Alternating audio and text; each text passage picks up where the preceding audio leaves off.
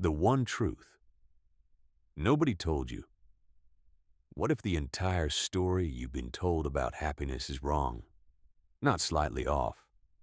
Not missing a few details. Fundamentally, completely, dangerously wrong. Right now, someone in Chicago is lying awake at 3 a.m., convinced that once they close the next deal, once they pay off the debt, once they finally get their life together, then they'll be happy. Someone in Phoenix is scrolling Instagram, watching other people's highlight reels and feeling quietly devastated by the gap between their life and what they imagined it would be. Someone in Atlanta is smiling through a dinner party, while inside they're hollow, wondering why none of it feels like enough. That someone might be you. It's been me. And what I discovered, after years of chasing the wrong things in all the right ways, shattered everything I thought I knew about joy. Here's the truth. Happiness is not a destination. It's not a reward. It's not something that will arrive when circumstances align. Happiness is a skill, a learnable, practicable, masterable skill. And like any skill, the people who are extraordinary at it aren't lucky. They've simply learned how to do it. This audiobook is your blueprint. 15 chapters, 15 tools, one complete system for building the kind of inner resilience that makes joy available to you not someday, but right now, in the middle of whatever is hard, complicated, or broken in your life. Let's begin. The happiness trap that's running your life. I want you to finish this sentence honestly. I'll finally be happy when blank. When the promotion comes through. When I lose the weight. When my kids are grown. When I meet the right person. When the country settles down. When I have enough money to stop worrying. When. That single word, when, is the most quietly destructive word in the English language, because it plants happiness permanently in the future, which means it's permanently unavailable in the present. And the cruel irony? The moment you arrive at your when, your brain immediately sets a new one. Psychologists call this the hedonic treadmill, and it's one of the most universal features of the human mind. You work furiously to reach a goal. You reach it. You feel a brief surge of satisfaction. And then, almost immediately, your happiness level returns to exactly where it was before. You're running hard, sweating, gasping, and you haven't moved an inch. Here's what's happening in your brain. When you achieve something you've wanted, your brain releases dopamine, the neurochemical of anticipation and pursuit, not satisfaction. Dopamine is a hunter's chemical. It's designed to keep you moving, not to let you rest. The moment you get what you were chasing, dopamine drops.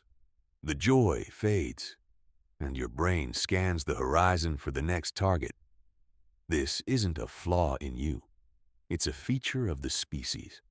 Your ancestors who were never fully satisfied, who always wanted more food, more safety, more resources, survived. The contented ones who sat back and enjoyed the moment often didn't make it.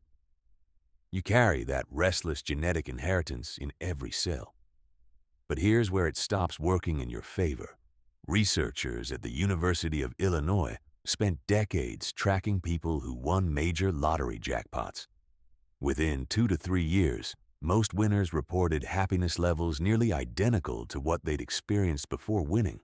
Meanwhile, a landmark study tracking people who had experienced serious physical disabilities, including paralysis, found that within a similar time frame, most had returned to their baseline happiness level too. Let that land. A lottery winner and a person who lost the use of their legs ended up, on average, equally happy. External circumstances had far less power than everyone assumed. A long-running research project out of Harvard, following adult lives across 8 decades, revealed that external factors like career achievement, income, and possessions account for only about 10% of your overall happiness. Another 50% is linked to your genetic temperament. But here's the number that changes everything. 40% is determined entirely by your daily thoughts, habits, and intentional practices. 40% completely within your control, more than enough to transform your life. Most people spend every ounce of energy fighting over the 10%, chasing circumstances, trying to arrange the perfect conditions, while leaving the 40% completely untouched. There's another layer to the trap. Most of us believe happiness means feeling good all the time. No sadness, no anxiety, no frustration, no grief. Just a smooth, uninterrupted river of positivity. And when we don't feel that, when we feel the normal human range of difficult emotions, we conclude something is wrong with us. We judge ourselves for being sad. We criticize ourselves for feeling afraid. We think we're broken when we're actually just alive. Real happiness, durable, weatherproof happiness, isn't the absence of difficult emotions. It's the ability to move through the full spectrum of human feeling without being permanently controlled by any of it. It's the difference between being in a storm and being the sky that holds the storm. The shift begins when you stop trying to manage your circumstances and start investing in your inner architecture. That's what this blueprint is about. Rewiring the threat machine. Your brain is not trying to make you happy. Read that again. Your brain is trying to keep you alive. Those are two completely different jobs, and confusing them is costing you everything. Deep in your neural architecture lives the amygdala, an almond-shaped structure that operates like a smoke detector that can't tell the difference between smoke and fog. Its single mission: identify threats and trigger your survival response. This system kept your ancient ancestors alive on the African savanna. If you heard a sound in the brush, your amygdala screamed tiger before your rational mind could say, "Let me investigate." The ones who ran first survived. The ones who paused to gather data sometimes didn't. That hair-trigger threat system is fully operational in you right now, in a world where the threats look completely different. A tense Slack message from your boss, a text that goes unanswered for 6 hours, a passing comment at a family dinner. Your amygdala processes all of these with the same intensity it would process a physical attack. Stress hormones flood your bloodstream. Your heart rate climbs. Your thinking narrows. You're not being chased by anything, but your body doesn't know that. The result: millions of people in America are living in a chronic state of low-grade emergency, their nervous systems perpetually braced for impact, even when sitting perfectly safely in their own living rooms. This is where emotional alchemy begins, the practice of understanding how your feelings are actually constructed so you can consciously influence them. Here's a revelation from modern neuroscience that changes everything. Your brain cannot reliably distinguish between something that's actually happening and something you're vividly imagining. This is why a horror film makes your palms sweat, even though you're sitting in a recliner with popcorn. It's why a nightmare can leave you shaking for an hour after you wake. It's why worrying about something that might happen next Tuesday produces real cortisol and real physical tension today. But this same principle works in reverse. The imagination that creates suffering can also be deliberately directed toward relief, confidence, and joy. When you understand that emotions are interpretations, not objective facts, you realize you have far more influence over them than you've been taught. Every emotion follows a chain, a triggering event, an automatic thought about that event, a chemical cascade in the brain, a physical sensation you experience as feeling. The key insight: the thought in the middle is where your power lives. Consider this. You're stuck in gridlock on I-95, already 15 minutes late for a meeting in Midtown. The situation is fixed, but your response? Wide open. Version 1. This is a disaster. I'm always late. They're going to think I'm unreliable. I might lose this account. Every light goes red for me, always. That thought pattern floods your body with adrenaline and cortisol. You arrive frazzled, apologetic, unfocused. Version 2. Traffic happens. I'll send a quick text, let them know I'm on my way, and use these minutes to organize my thoughts for the meeting. Same road, same delay. Completely different neurochemistry. You arrive composed, present, capable. This is emotional alchemy, the practice of transforming the raw material of any situation into a state that serves you.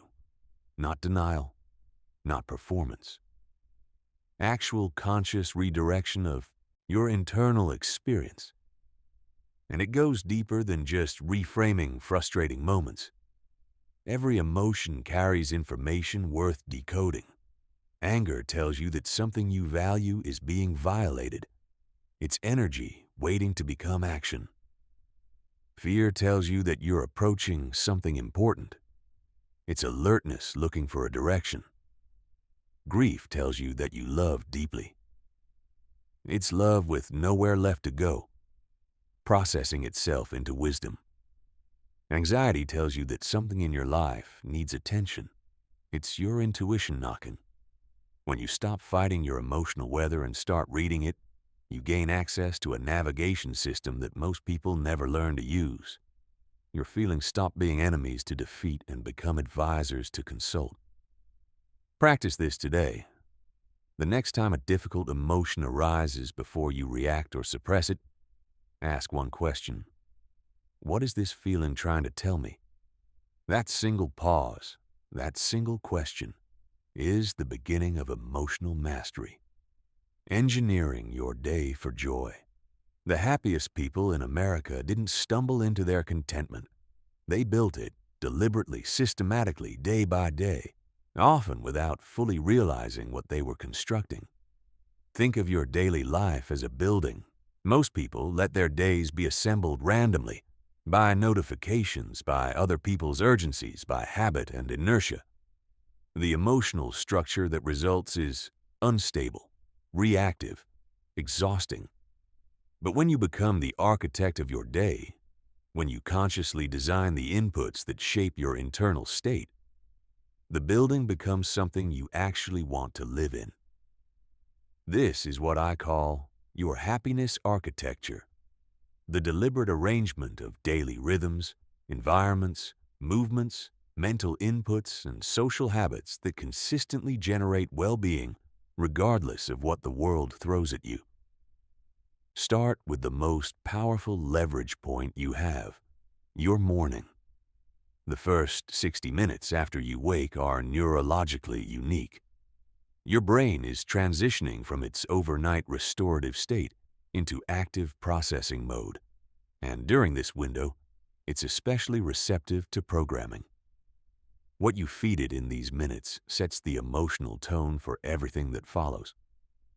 Most Americans begin their day by immediately reaching for their phones. Within seconds, their nervous systems are flooded with breaking news, political outrage, someone else's emergency, and a social media feed carefully engineered to trigger comparison and inadequacy. They've handed the controls of their inner life to a device before they've even gotten out of bed. The happiest people protect this window like it's sacred real estate. Because it is. A morning architecture doesn't need to be complicated. Even 15 focused minutes can rewire the trajectory of your entire day. 5 minutes of genuine gratitude. 5 minutes setting a clear intention. 5 minutes of movement. That's it. That's the foundation. On gratitude, neuroscience research shows that a consistent gratitude practice literally reshapes the brain's default scanning patterns. Your brain has a built-in negativity bias. It's designed to notice what's wrong, what's missing, what could go badly, Regular gratitude practice gradually overrides this default, training your attention to also scan for what's working, what's present, what's beautiful. But it only works when it's specific and felt, not just thought. Don't say I'm grateful for my health. Try instead, I'm grateful that I woke up this morning with no pain, that my lungs drew breath automatically while I slept, that I can hear the rain against the window and know I have a roof to protect me. Get into the texture of it. Let the appreciation move through your body. The second component of happiness architecture is your physical environment. This might sound superficial until you understand the research. Cluttered, chaotic spaces produce cluttered, chaotic mental states. Your environment is constantly sending signals to your nervous system about whether you're safe, capable, and in control. Dark, cramped, disordered spaces activate low-grade stress. Clean, organized, light-filled spaces send the opposite signal. You don't need money to transform your environment. You need intention. Open the blinds. Clear one surface. Add something that brings you quiet joy. A plant, a photograph, a book that matters to you. Small environmental shifts create measurable emotional shifts. Movement is the third pillar. Your body and mind aren't separate systems on separate tracks. They're one integrated organism. When you move with energy and purpose, you change your neurochemistry. Exercise has been shown in multiple large-scale studies to be as effective as antidepressant medication for treating mild to moderate depression, without side effects. But you don't have to train for a marathon to access this. 5 jumping jacks, a 2-minute dance break in your kitchen, a walk around the block. Momentum in the body creates momentum in the mind. The fourth pillar is your mental diet. Just as a steady intake of processed food gradually degrades your physical health, a steady intake of outrage media, catastrophic news, and social comparison gradually degrades your emotional health. The happiest people are radically selective about what they let into their mental space. They're not uninformed. They're intentional. They choose when, how, and how much they consume. They choose inputs that educate, inspire, or genuinely connect them with others. The fifth pillar is connection. The Harvard study that followed adults for over 80 years, the longest study of human happiness in history, arrived at one clear conclusion. The quality of your relationships is the single strongest predictor of how happy and how long you live. Not wealth, not career success, not fame. Relationships. Building connection into your daily architecture means being intentional about who you spend time with and how. Not scrolling through other people's lives, actually reaching out. A text to check in. A coffee. A real conversation. These are the investments that compound into a life you actually love. The gratitude revolution. If I could hand you one single tool, the one intervention most likely to transform your relationship with life, it would be gratitude, not the greeting card version, not the obligatory Thanksgiving ritual, the deep, neurologically active, reality-shifting practice of genuine appreciation. Dr. Robert Emmons at UC Davis has spent decades studying gratitude scientifically, and his findings are extraordinary. People who practice genuine gratitude regularly experience significantly higher levels of positive emotion. They sleep better. They get sick less often. Their blood pressure is lower. Their relationships are stronger. They report greater satisfaction with their lives and more optimism about the future. They even live longer. These aren't small effects. They're some of the largest effect sizes in all of positive psychology research. And they begin showing up within 2 to 3 weeks of consistent practice. How does it work? Gratitude activates the prefrontal cortex, the region responsible for perspective, regulation, and higher reasoning. It increases the production of dopamine and serotonin, your brain's primary happiness chemicals. And through a principle in neuroscience called Hebbian learning, it gradually strengthens the neural pathways that scan for positive experience and weakens the pathways oriented toward lack and threat. Neurons that fire together wire together. Every moment of genuine gratitude is a rep in a workout that literally reshapes your brain over time. But most people practice gratitude ineffectively, which is why they don't experience these results. They think surface-level thoughts, health, family, food, without genuine emotional engagement. They treat it as a box to check rather than a door to walk through. Effective gratitude requires two ingredients: specificity and sensation. Specificity means getting granular. Not, I'm grateful for my kids. Instead, I'm grateful for the way my son came running to show me the drawing he made this afternoon. His face lit up like he'd invented something brand new. Not, I'm grateful for my job. Instead, I'm grateful that I had a conversation today where I actually helped someone solve a problem they'd been stuck on for weeks. Sensation means letting the feeling land in your body. Don't just think the words. Feel the warmth. Notice where it lives. In your chest, your shoulders, your face. The emotional resonance is what triggers the neurological response. Beyond the morning practice, gratitude can be woven into the texture of ordinary moments. The taste of your first coffee. The feeling of sunlight through a car window. The moment a stranger holds a door. The peculiar miracle of running water at the exact temperature you want it. When you train your attention to register these moments, really register them, your days become unexpectedly rich. Contrast thinking is one of the most powerful gratitude techniques.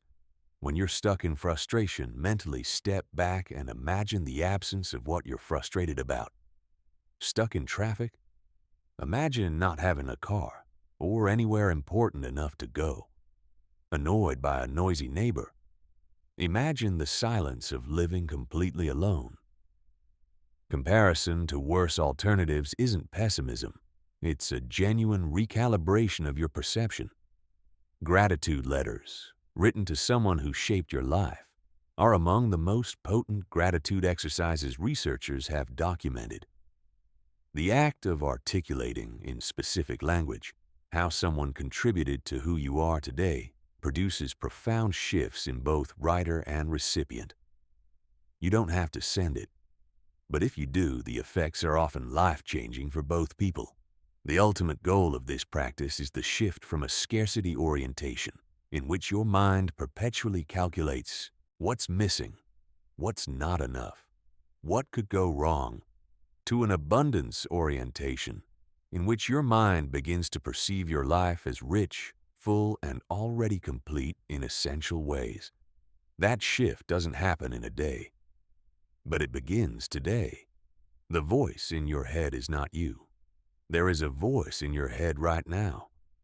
It's been talking since you woke up this morning. It has opinions about this audiobook. It has a running commentary on your life, your choices, your past, your future, other people, the news, your body, your relationships, your adequacy as a human being. For most people, that voice is not particularly kind. Research suggests the average person generates between 60 and 80,000 thoughts per day. For the majority of people, up to 80% of those thoughts carry a negative charge, and 95% are repetitive. The same stories, the same fears, the same self-criticisms, running on a loop day after day, year after year. This internal monologue is the most powerful force shaping your emotional life, more powerful than your circumstances, more powerful than other people, more powerful than any external event, because it's always on, always with you, always shaping how you perceive everything that happens. But here's the insight that changes the game. That voice is not you. You are the one who hears it, and that distinction between the voice and the witness of the voice is one of the most liberating realizations available to a human being.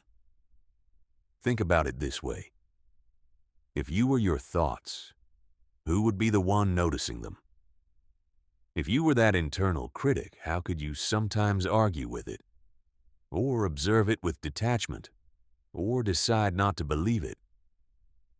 The fact that you can watch your thoughts, that you can say that's just my anxiety talking, or there goes my inner critic again, proves that you exist at a different level than the noise. You are the sky. The thoughts are weather, and weather passes. The first skill to develop is metacognition, thinking about thinking. Most people are so submerged in their mental chatter that they don't even realize it's happening. They're not having thoughts. They are their thoughts. Developing the ability to step back and observe your mind at work, without immediately believing everything it says, is the foundation of mental freedom. Start simply. Just notice. When you feel anxious, instead of being swept into the anxiety, try saying, "I'm noticing an anxious thought." When you feel self-critical, instead of collapsing into the criticism, try, "My mind is running a self-critical story right now." This slight shift in language creates distance. Distance creates choice. The second skill is questioning your thoughts. Philosopher Byron Katie developed a simple 4-question process for examining beliefs that cause suffering. Is it true? Can you absolutely know with certainty that it's true? How do you behave? What happens inside you when you believe this thought? Who would you be without this thought? Take the thought that haunts more Americans than perhaps any other. I'm not enough. I'm not successful enough. Not thin enough. Not smart enough. Not lovable enough. Is that true? Who defined enough? Against which standard? Can you absolutely know it's true? How does believing it affect your behavior? Who would you be if you simply dropped the thought?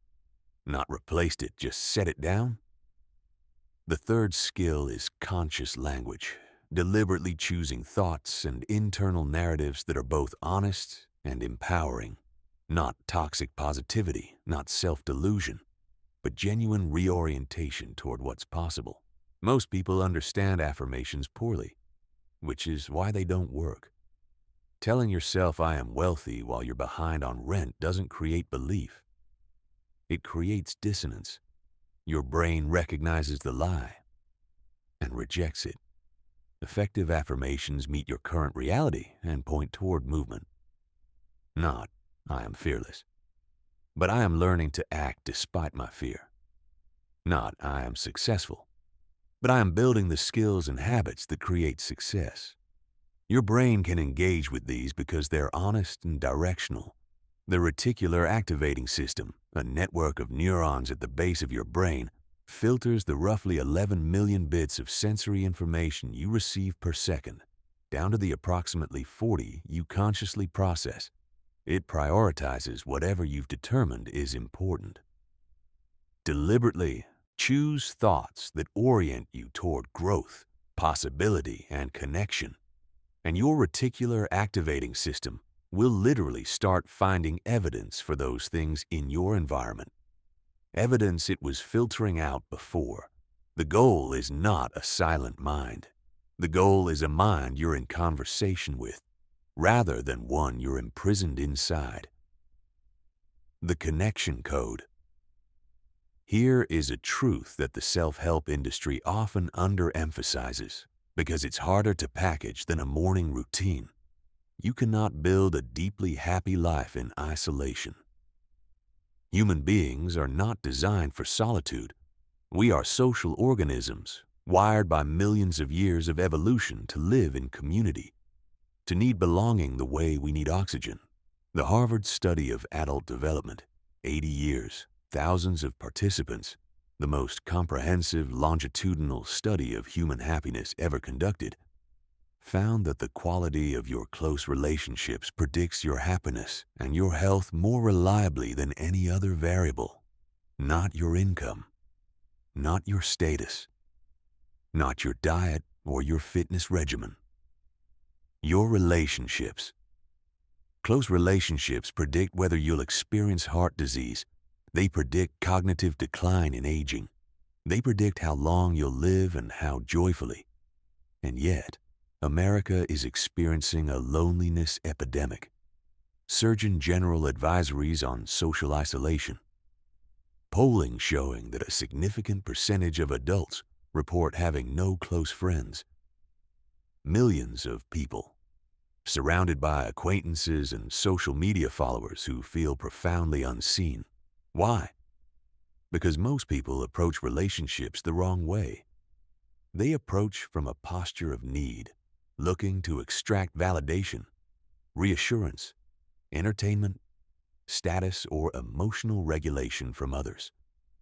When others don't provide those things consistently, they feel disappointed, resentful, or confused. The connection code works differently. It begins not with what you can receive, but with what you can bring.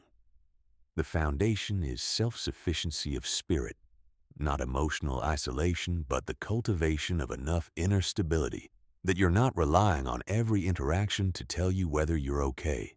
When your sense of worth is internally sourced rather than externally dependent, you show up in relationships from abundance rather than scarcity. You can give freely. You can receive gracefully. You're not constantly managing the relationship's temperature to keep yourself comfortable. Radical acceptance is the next layer. The single greatest source of relationship friction in America is the attempt to change other people. Partners trying to change partners. Parents trying to redesign their adult children. Friends who would be perfect if they just did things differently. This project, which is never successful, consumes enormous energy and poisons the connection it's meant to improve. Radical acceptance means releasing the agenda. It means offering your relationship partner, whether a romantic partner, friend, sibling, or colleague, the experience of being fully seen and fully accepted as they are, right now, without a renovation project running in the background. This is an extraordinary gift. Most people have never received it from anyone. When you offer it, the response is often transformative. This does not mean you accept mistreatment. That's where boundaries live, and boundaries are not walls. They're the honest articulation of what you need to stay well and present in a relationship, communicated with clarity and without punishment. Empathy, genuine, embodied empathy, is perhaps the most underused relationship skill. Most people listen with half their attention while the other half prepares a response. Real listening means setting down your own experience temporarily and genuinely entering another person's, not just hearing their words, but feeling the emotional reality beneath them. When people experience this quality of attention, they feel something rare and precious. They feel known. Gratitude, again, is a relationship superpower. Most people take the people they love most completely for granted. The familiarity that breeds comfort can also breed invisibility. Actively noticing and naming what you appreciate in the people around you, not just when something big happens, but in the ordinary texture of daily life, creates an atmosphere of warmth and security that makes relationships resilient.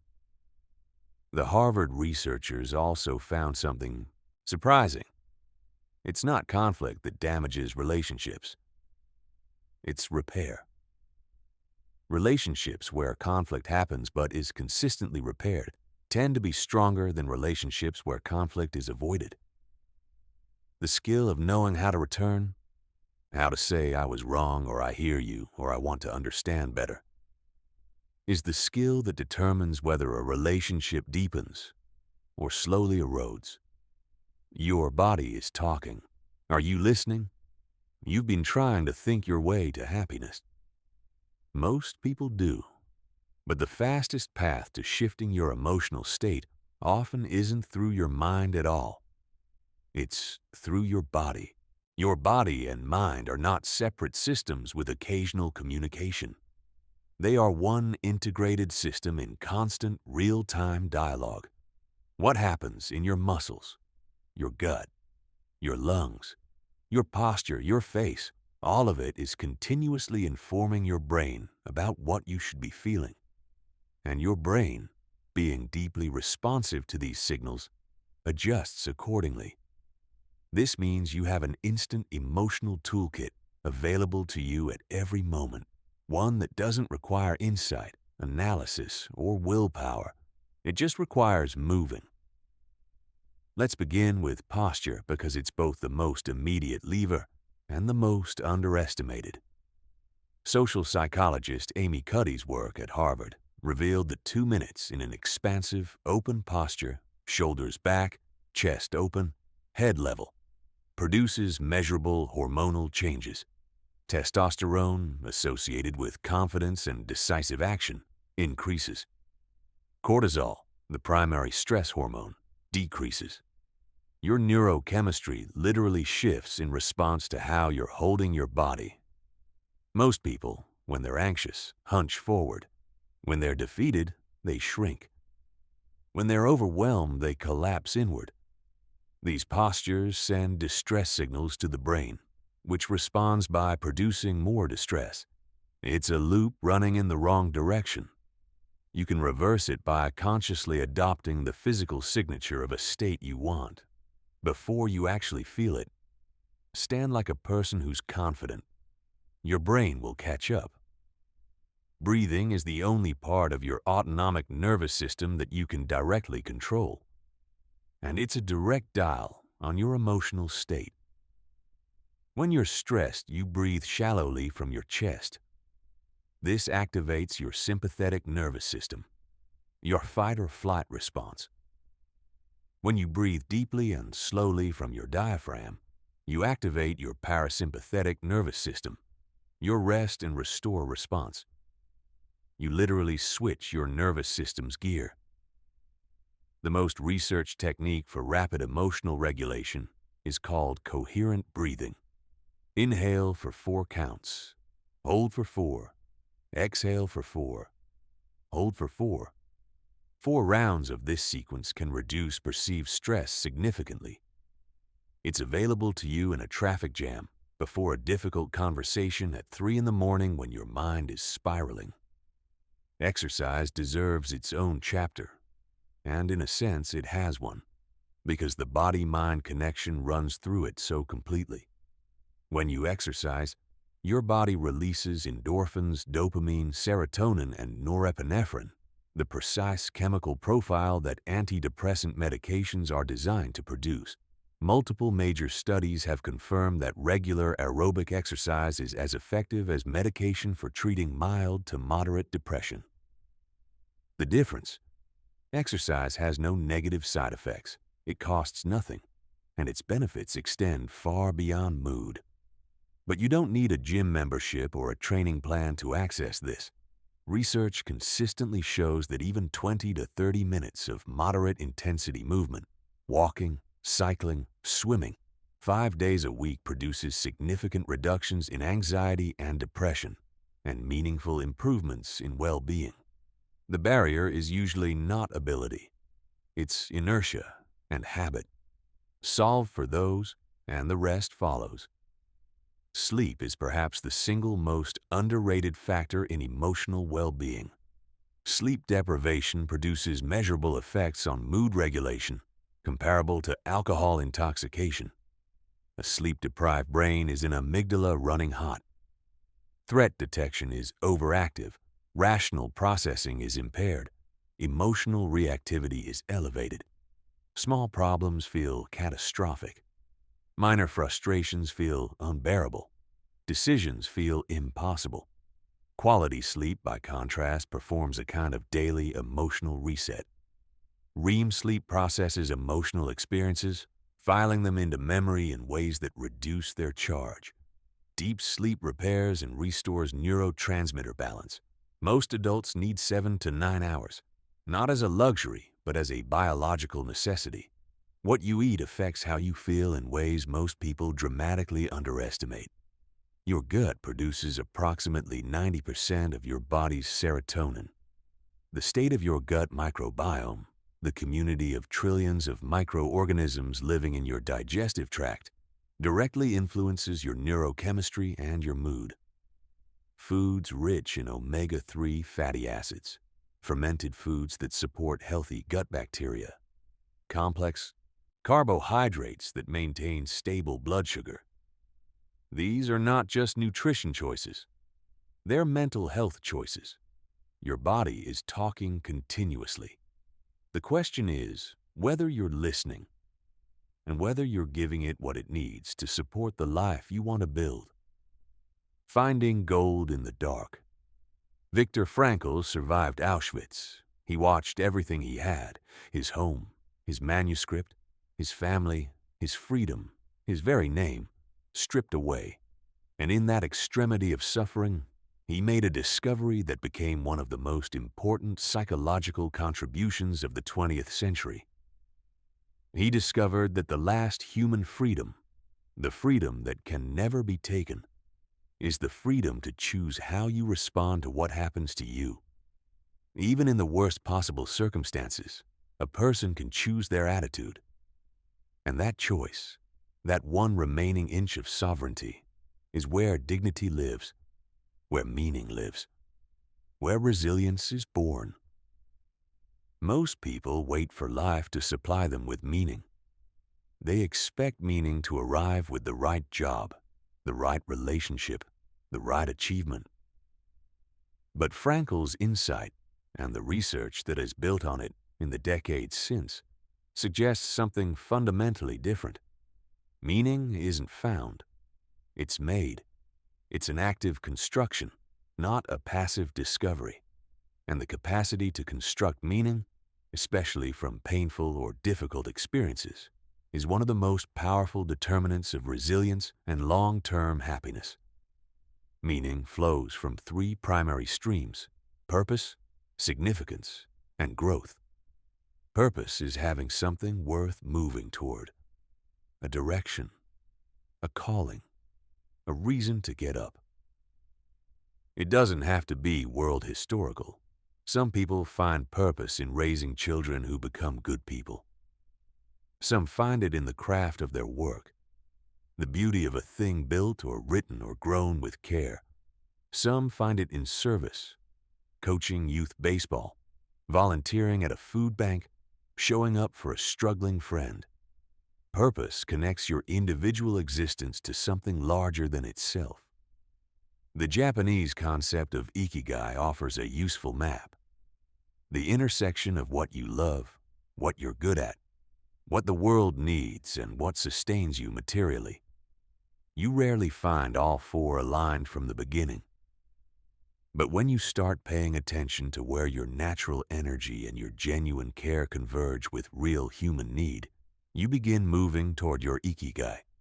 Significance is the felt sense that your existence matters, that you leave the places and people you touch in some way better than you found them.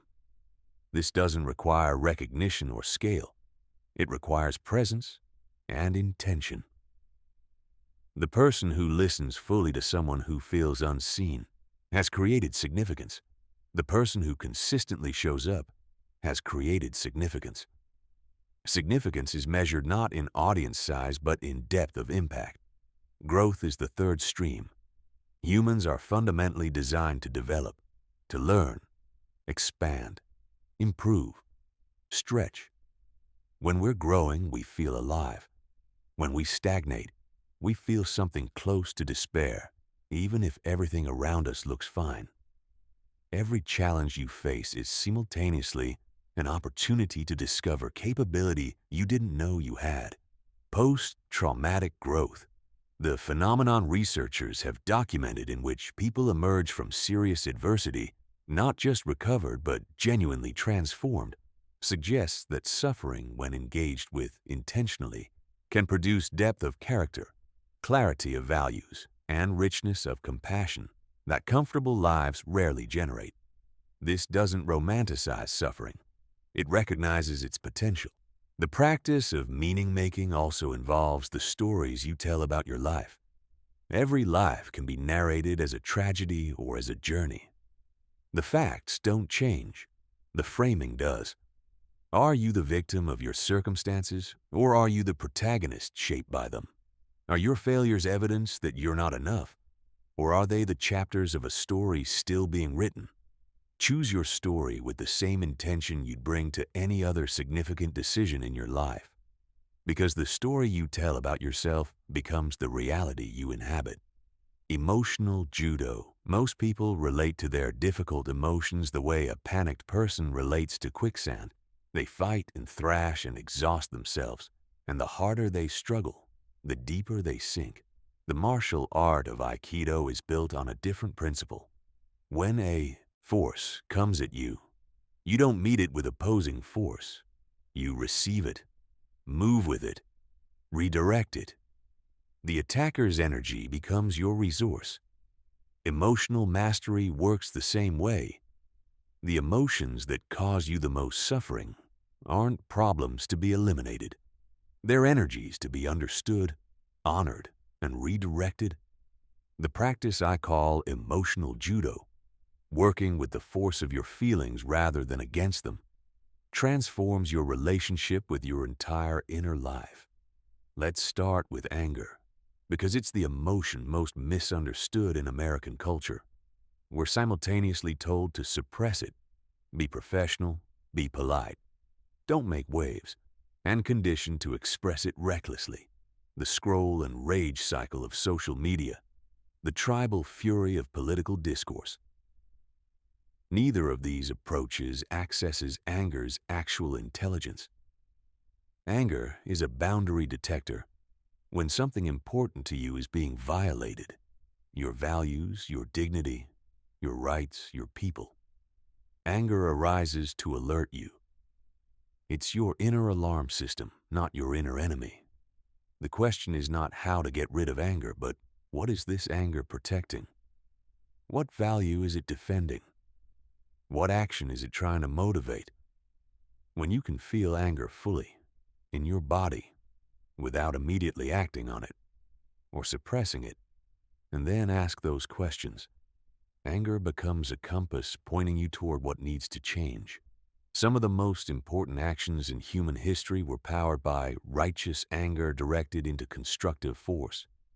Fear is perhaps the most powerful emotion in daily American life, and the most misread. Fear feels like a stop sign, but it often functions as a pointer. The things that most consistently frighten you are frequently the things that would most expand your life if you move toward them. Fear of rejection keeps you from reaching for meaningful connection. Fear of failure keeps you from pursuing significant work. Fear of judgment keeps you from living authentically. The reframe that changes everything. Fear and excitement are physiologically identical.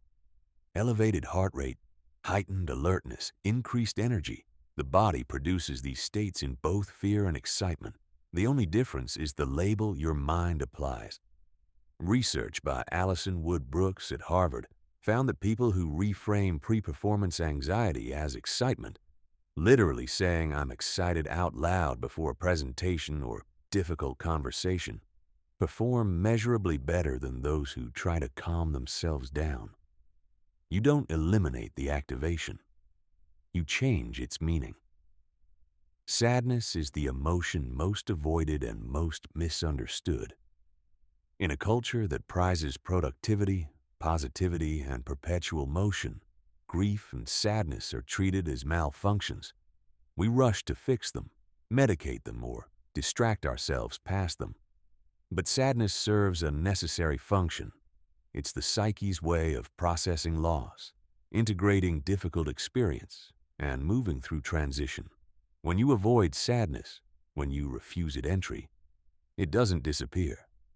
It deposits itself in your body and your unconscious, emerging later as numbness, irritability, or diffuse anxiety. When you can allow sadness its full passage, when you can sit with it, honor it, let it move through you, it reveals something precious. It shows you exactly what you love and what you value. You don't grieve things that don't matter. Sadness is love turned toward loss. It's worth treating it with respect.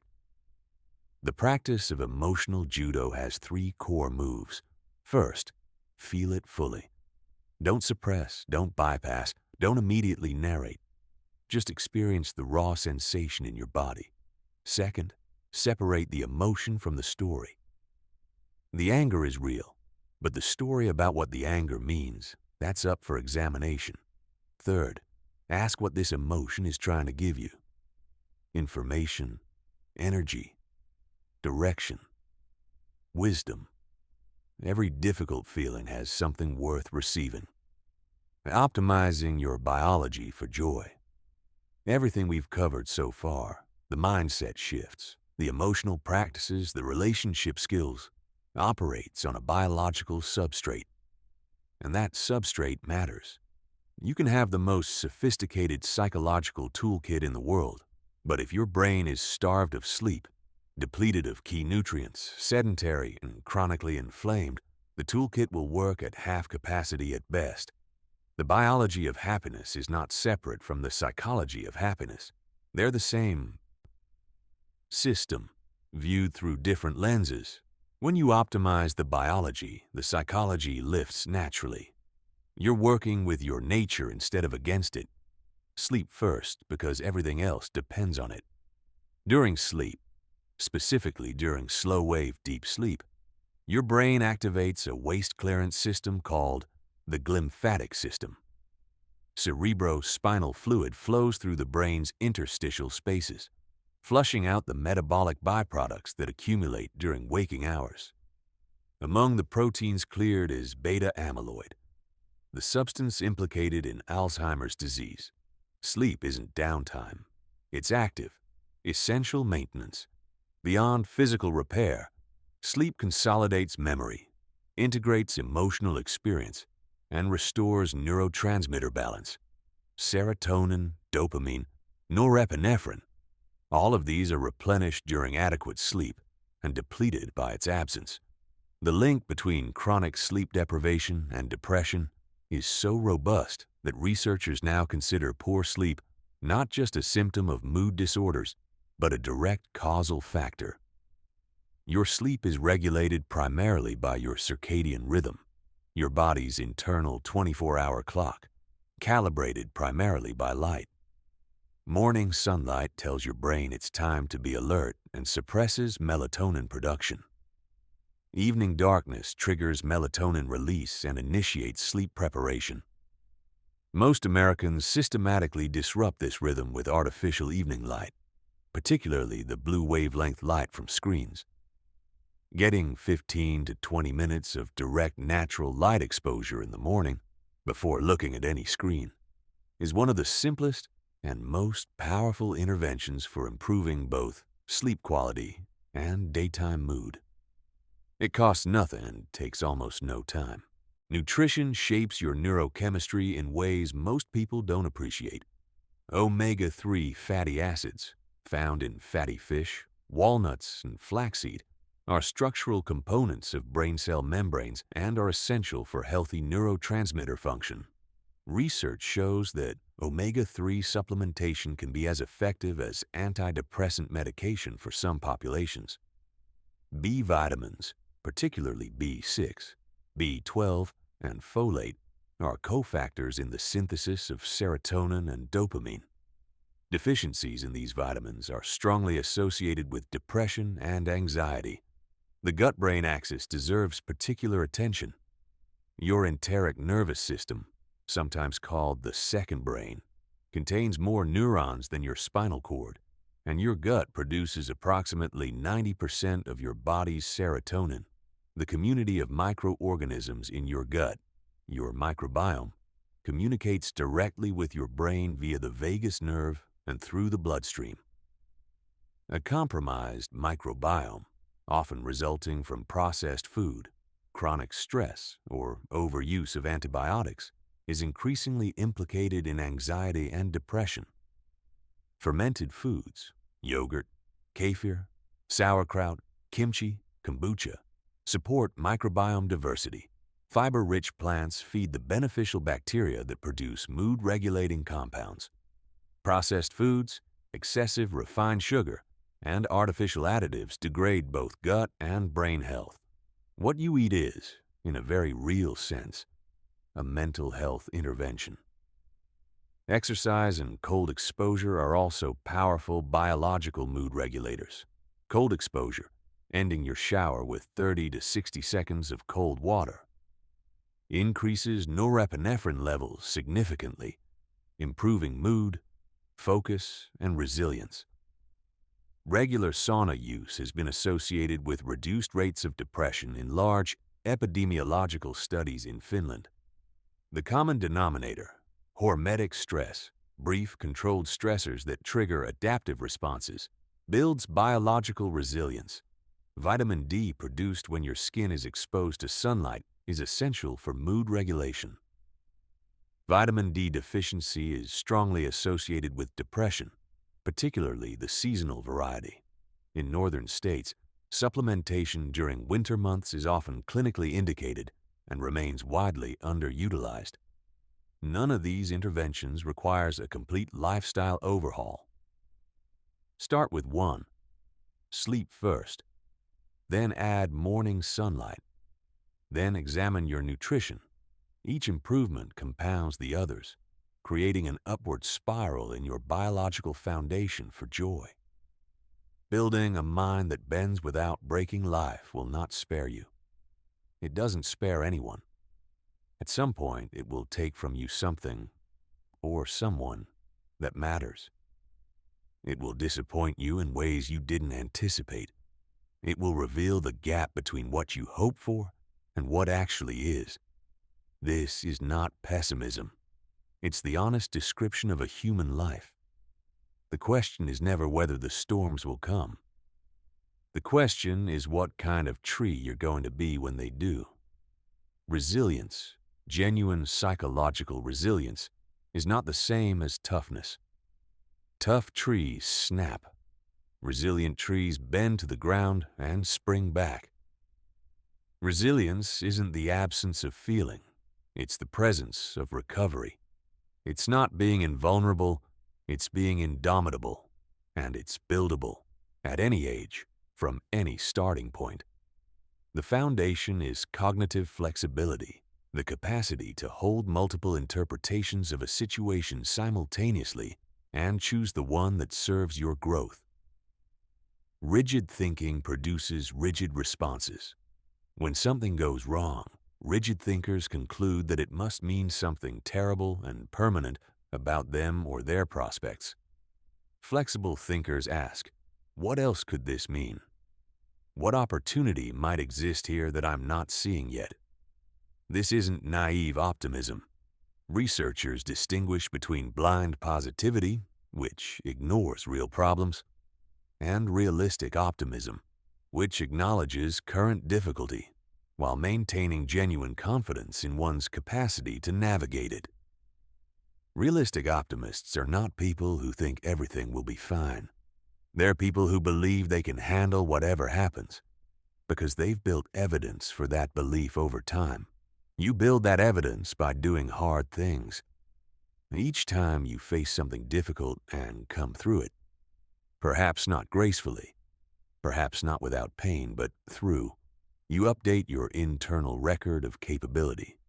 You add one more entry to the file that says, I can handle more than I thought. This is how resilience compounds. The locus of control concept, developed by psychologist Julian Rotter, is central to resilience research. People with an internal locus of control, who believe their choices and actions significantly influence their outcomes, tend to be more resilient, more successful, and more psychologically healthy than those with an external locus, who believe they're primarily at the mercy of circumstances, luck, or other people. You cultivate an internal locus by consistently asking, in any situation, what part of this can I actually influence? What's within my control? What's the most useful thing I can do right now? This focus on agency, even when agency is limited, creates forward motion rather than paralysis. Distress tolerance is a skill less discussed than it should be. It's the capacity to experience intense, uncomfortable emotions without immediately escaping them through impulsive action, avoidance, or numbing. Many people have very low distress tolerance, which is why alcohol, drugs, food, screens, and other numbing agents are so pervasive. When discomfort becomes available, the default is to make it stop immediately. But discomfort is often where growth lives. You build distress tolerance the same way you build any other capacity, through graduated exposure. Stay with a difficult feeling a little longer than you normally would. Have a conversation you've been avoiding. Take on a project that genuinely stretches your current capabilities. Each time you do this without escaping, you raise your baseline tolerance for difficulty. Social support is not a sign of weakness in resilience. It's one of its primary mechanisms. Humans are not biologically designed to process serious adversity in isolation. Having people you can turn to, not to fix things, but to be present with you while you navigate them, significantly accelerates recovery from setbacks and reduces the long-term psychological impact of adversity.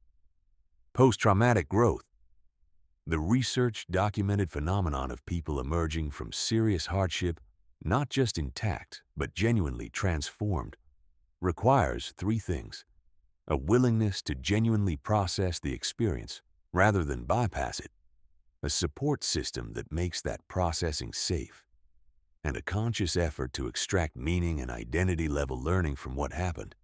It doesn't happen automatically, but it's available to almost everyone who's willing to do the work. Happiness is architecture. Building your daily habits. Your life is the cumulative sum of what you do every day. Ain't not what you intend to do. Not what you believe about yourself. What you actually do repeatedly on ordinary days. Habits are the infrastructure of your life. They run on autopilot, consuming minimal cognitive resources, executing the same behavioral sequences day after day, which means that whoever designed your habits, whether you did it deliberately or they formed unconsciously through inertia, is largely determining your well-being. The research on habit formation, led in part by Charles Duhigg and later by James Clear, has converged on a simple but powerful model. Every habit follows a loop of cue, routine, and reward. The cue triggers the behavior. The routine is the behavior itself. The reward is the immediate payoff that reinforces the loop and makes it more likely to repeat. Understanding this loop gives you the ability to engineer new habits deliberately and dismantle old ones. The morning, as we've discussed, is the highest leveraged time in your day. The habits you execute in your first hour set the neurological, hormonal, and emotional tone for everything that follows. And the morning habit that delivers the highest return per minute invested is the 3-minute gratitude practice. Before you touch your phone, before you check your calendar, spend 3 minutes generating specific felt appreciation for your life, not as performance, as genuine presence with what's good.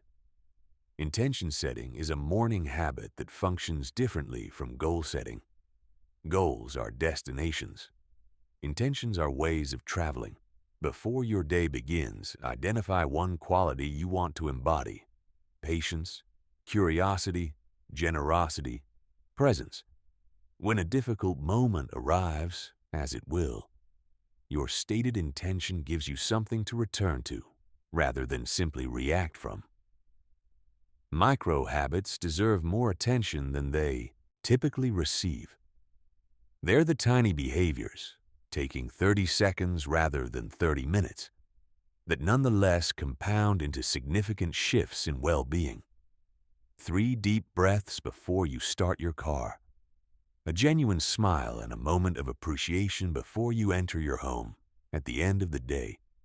Writing 2 sentences in a gratitude journal before bed.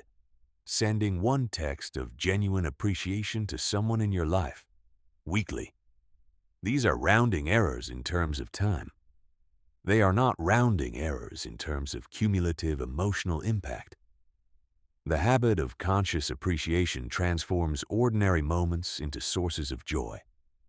Most people move through their days largely on autopilot, the rich sensory experience of being alive filtered out by familiarity. Train yourself to notice, really notice, simple pleasures. The particular quality of afternoon light, the smell of rain on dry pavement, the specific feeling of a conversation where you were fully present. These moments are continuously available. Most people walk through them unseeing. James Clear's 2-minute rule is particularly useful for establishing new habits. Any new habit should be reduced to a version that takes 2 minutes or less to execute. You don't start a meditation practice by committing to 30 minutes a day. You start by closing your eyes and taking 5 conscious breaths. You don't start a reading habit by committing to a chapter a night. You start by reading 1 page. The point isn't the 2 minutes, it's establishing the neural groove. Once the groove is established, expanding is easy. Getting started is the bottleneck. Habit stacking, attaching a new behavior to an existing one, uses your established routines as scaffolding for new practices. After I pour my coffee, I will write 1 thing I'm looking forward to today. After I sit down at my desk, I will take 3 deep breaths before opening my email. The existing habit functions as an automatic cue, removing the friction of remembering. Environmental design is the most underrated tool in habit formation. Your environment is continuously shaping your behavior in ways you're barely aware of. Make desired habits frictionless. Put the book you want to read on your pillow. Keep a water bottle on your desk. Set your workout clothes out the night before. Make undesired habits inconvenient. Put your phone in another room during dinner. Delete social media apps from your phone and require yourself to log in via browser. Every bit of friction you add to an undesired behavior and remove from a desired one tilts the odds in your favor. The most important criterion for a sustainable happiness habit is that it produces immediate positive feeling, not just long-term benefit. Your brain responds to proximate rewards, not distant ones. If a habit doesn't feel worthwhile in the moment, if it feels like punishment, it won't stick regardless of its long-term value. Find ways to make your practices immediately rewarding. Protecting your energy. Not everyone in your life is good for your well-being. That's not a cynical statement. It's a necessary one. Some people, through no intentional malice, simply through their own unprocessed pain and undeveloped self-awareness, consistently drain the emotional resources of everyone around them. They create atmospheres of complaint, crisis, competition, or manipulation. They leave you feeling heavy, depleted, and somehow vaguely guilty after almost every interaction. Learning to recognize these patterns and protect yourself from their effects is not selfishness. It is the responsible stewardship of your inner life. You cannot pour from an empty cup, and you cannot build a genuinely happy life if significant portions of your energy are perpetually being extracted by people who take without giving back. The clearest indicator of an energy-draining relationship is how you feel before, during, and after time with that person. Energy-giving relationships leave you lighter, more alive, more yourself. Energy-draining relationships leave you heavier, more anxious, less capable. Pay attention to this data. Your body is an accurate instrument. Common patterns among energy-draining people include chronic complaining, a perpetual recitation of grievances with no interest in solutions; drama creation, a consistent pattern of escalating minor conflicts into crises; victim orientation, a complete displacement of personal responsibility onto external forces; and emotional manipulation, the use of guilt, obligation, or implied threats to extract your energy and compliance. Protecting your energy begins with the recognition that you cannot change other people. This recognition, genuinely internalized, is liberating. You stop spending energy on a project that was never going to succeed. You stop taking responsibility for moods and choices that aren't yours. You stop allowing someone else's emotional weather to determine the climate of your inner life. What you can do is determine your engagement, limit time, choose contexts, set topics. The gray rock method, becoming as unstimulating and unresponsive as possible when someone tries to draw you into their drama, is remarkably effective for interactions you can't fully avoid. Brief, neutral, unremarkable responses give chaos nowhere to attach. Boundaries are not punishments or ultimatums. They're honest statements about what you need to remain well and present in a relationship. I can talk for 30 minutes, but then I need to go. I'm happy to support you, but I'm not able to hear about this particular topic right now. I care about you, and I'm not willing to be spoken to that way. Clarity is a kindness, both to yourself and to the other person. Boundaries require consistency to function. When you first begin setting them, people accustomed to having unlimited access will push back, escalate, or guilt trip. This is not evidence that your boundaries are wrong. It's evidence that they're working. Stay consistent. Explain once if you choose to. After that, simply implement. Sometimes protecting your energy requires significant distance from people you genuinely care about. This is among the hardest decisions a person faces, and it deserves neither minimization nor dramatization. Some relationships, no matter how long they've lasted or how much history they carry, are genuinely incompatible with your well-being. Acknowledging this reality and acting on it with compassion but without apology is a form of integrity. The positive half of this equation is as important as the protective half. Actively seek out and invest in energy-giving relationships. People who challenge you to grow without tearing you down. People who celebrate your wins without competition. People who tell you the truth with kindness. People whose presence makes you more yourself. These relationships don't happen by accident. They require showing up again, and showing up as your genuine self, which means they require the self-worth and self-knowledge we've been building throughout this entire audiobook. The Art of Being Here. Harvard researchers Matthew Killingsworth and Daniel Gilbert used an iPhone app to contact people at random moments during their days and ask, "What are you doing right now? And how happy are you?"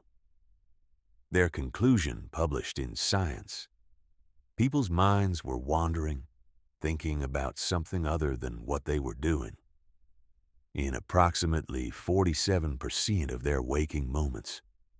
And this mind-wandering was, on average, making them less happy, regardless of what they were thinking about. The human capacity for mental time travel, to visit the past and imagine the future, is one of our greatest cognitive gifts. It allows us to learn from experience and plan for what's coming. But there's a tax. We spend nearly half our lives somewhere other than where we actually are. And the only place happiness is ever actually available is here. Not in yesterday, not in next year, not when you fix the thing that's broken. Here, now, in this moment, in this body, in this breath. Mindfulness, the practice of present moment awareness, has been studied more extensively in the last 20 years than perhaps any other psychological intervention. Its benefits are consistently documented: reduced anxiety and depression, improved immune function, better emotional regulation, stronger relationships, and greater overall life satisfaction. A consistent practice changes the brain's structural and functional architecture, literally increasing gray matter density in regions associated with attention, self-awareness, and compassion, while decreasing the reactivity of the amygdala. But mindfulness is often misunderstood. It's not about clearing your mind. That's not possible, and not the goal. It's about changing your relationship to what's in your mind, from being submerged in thoughts to observing them, from being swept away by emotions to noticing them, from being lost in narratives about your experience to being present to the experience itself. The breath is the most reliable doorway to the present moment because it's always happening now. You can't breathe yesterday's breath or tomorrow's. When you bring your attention to the sensation of breathing, the cool air entering, the slight pause, the warmth of the exhale, you anchor to the one place where life is actually unfolding. When your mind wanders, and it will continually because that's what minds do, you simply notice that it's wandered without judgment and return to the breath. This return is the practice, not the stillness, not the absence of distraction, the return. Each return is a small act of choice. Each choice strengthens the muscle. Body scanning is another powerful anchor. Starting at the crown of your head and moving slowly down through your body, you notice whatever sensations are present, without trying to change them, without analyzing what they mean, just noticing. This practice interrupts the narrative loop that most minds run almost continuously and returns your attention to direct experience. Mindful listening transforms relationships in ways that almost nothing else can. When you put down your phone, quiet your internal monologue, and offer another person your complete, unhurried attention, when you listen not to respond but to genuinely understand, you give them something extraordinarily rare. Most people go through entire lifetimes without feeling truly heard.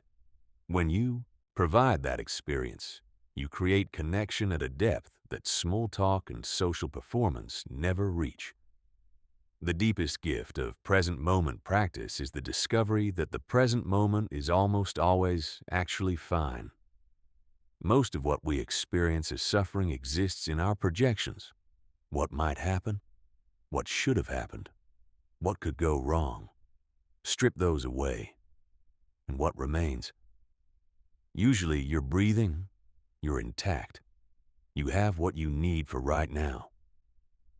The catastrophe is almost always in the future, not in the present moment.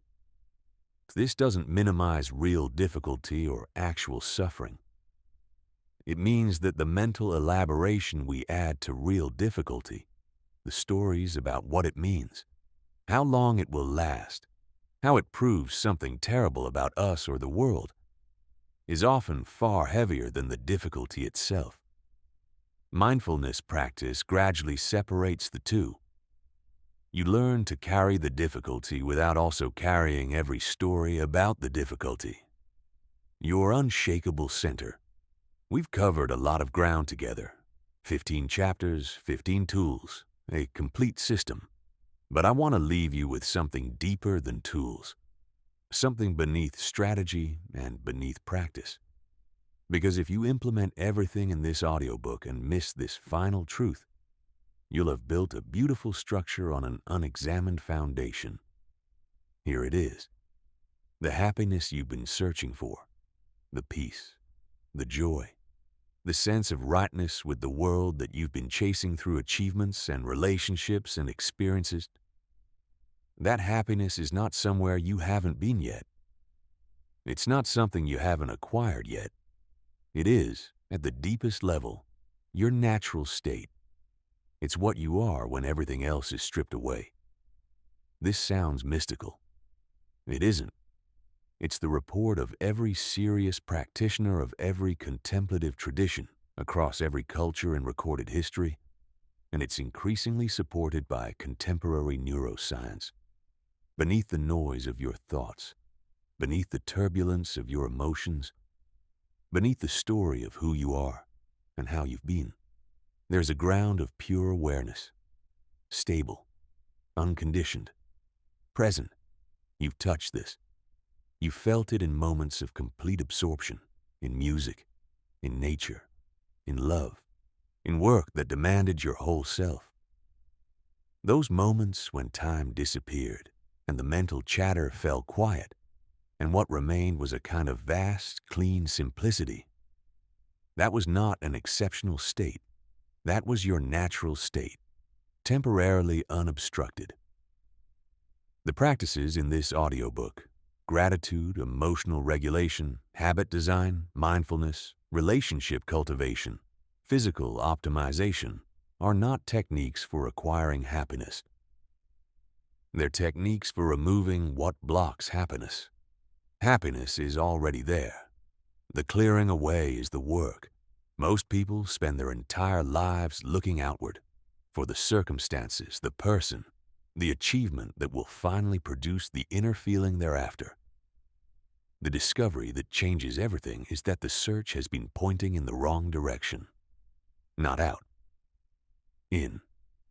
Not someday. Now. Your unshakable center is not something you build. It's something you remember. And the remembering happens in small moments, repeatedly. The moment you choose presence over reactivity, love over fear, openness over defense. Each small choice is a homecoming.